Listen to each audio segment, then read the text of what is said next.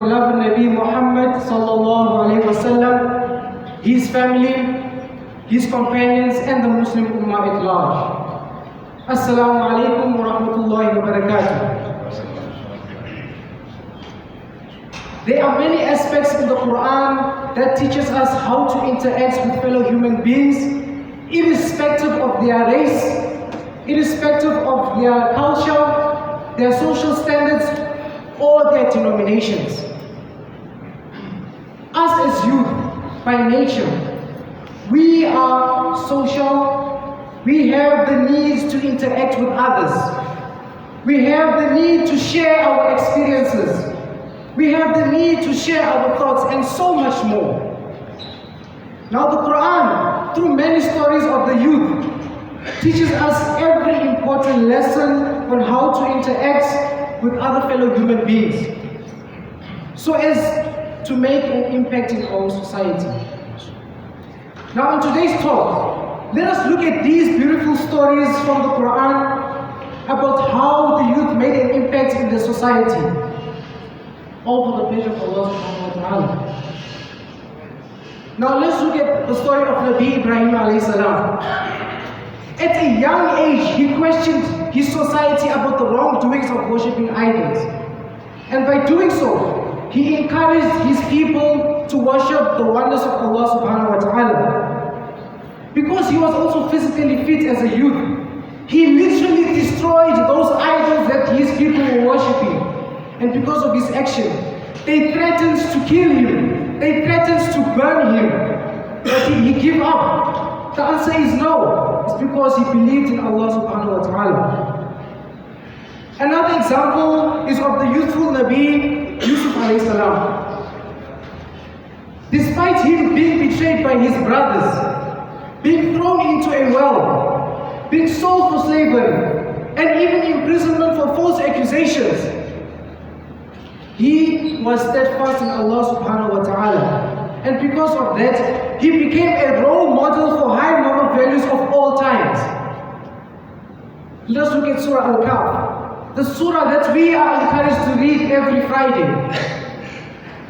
We look at it by saying Allah subhanahu wa ta'ala explicitly says that they were the youth who believed in their Lord. And so by doing so, Allah increased their guidance. Allah increased them in their guidance, even though they had no support from their people. They had to stand up against that brutal leader. They had to stand up against discrimination and persecution. But they were youth, and did they give up? No. And because so, Allah subhanahu wa ta'ala protected them. So these are some of the stories from the Quran that many of our youth get inspiration from. They inspire us to become the resources of our Ummah in Islam. The companions of the Prophet ﷺ, Imam Ali and Usama ibn Zayd, may peace be upon them all, accepted Islam at an early age, and they were given positions of responsibility and positions of leadership. They led such huge armies at their teenagers, and they gained victory for Islam. Because of the trust that Nabi Muhammad ﷺ placed upon them. Look at how powerful and successful they were. Hazrat Aisha, may peace be upon her, was trusted for memorizing the whole life of our Nabi Muhammad ﷺ. Subhanallah. Now let us look at contemporary times. The times of where we know the famous boxer Muhammad Ali. He was stripped of his titles at the age of 24 to 28, and these were his prime years, but he gave them all up. He stood against the so-called the superpower America. He did not back down until he gained victory. Another example is that of Malcolm X, one of the biggest activists in Islam, who became the face of his community at an early age. He fought against racism, he fought against falsehood, injustice and discrimination, until he paid with his own life. He was a youth, but he never backed down. youth during apartheid, they brought down one of the most powerful armies in the world. They brought down the most powerful army in the world and the nuclear power South Africa. The youth such as Imam Haroon and all the students from Soweto is another example of the youth that made a lasting impact in our societies. While our elders went in negotiation non-stop with this so-called Padesa, our youth took to the streets and thousands of them paid with their lives. And we paid tribute to them. My dear brothers and sisters, I can go on and on with these examples, but the big question today is, where is our Muslim youth today? Where are we putting these examples if we are? Are we putting any of these examples into practice? And what is our purpose if we do not put any effort in emulating these examples that I've mentioned? The most disappointing issue is that today we have so many Muslim organizations and masajids that are involved in different kinds of activities. But let us take a close look at this here. May Allah subhanahu wa ta'ala be pleased with them. But let us take a close look at these organizations. Who are they run by? They are run by our elders.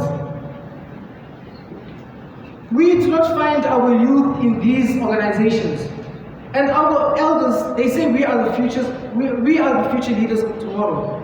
But they do not put us in vital matters in assuming positions of leadership. Yes, we might be involved in taking over our elders' businesses and financial affairs. But where is our role in Islamic affairs? Our participation in community affairs is not only about helping ourselves, but it is part of ibadah that Allah subhanahu wa ta'ala has prescribed upon us. We must not be fooled by this mainstream media whereby they say Islam is the fastest growing religion in the world. Is this true if our youth are in deep slumber? When our youth are nowhere to be seen in the masajid and these organizations? Where is our youth in influential political positions? Where is our Imam Ali's? Where is our Imam Haroon's? Our Honorable Aisha's? The Usama ibn Zayd's of today? Where are we? May Allah be pleased with their souls, inshallah.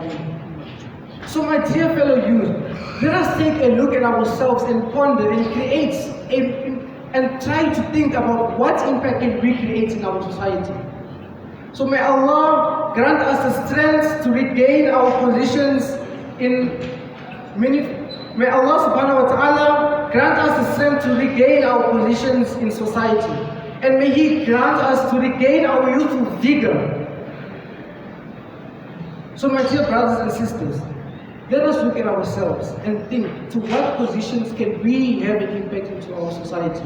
And may grant us the ability to work hand in hand with our elders so that we may get positions in our society to make it a better living place for us. Wa akhiru da'wana walhamdulillahi rabbil alameen. Assalamu alaikum wa rahmatullahi wa barakatuh.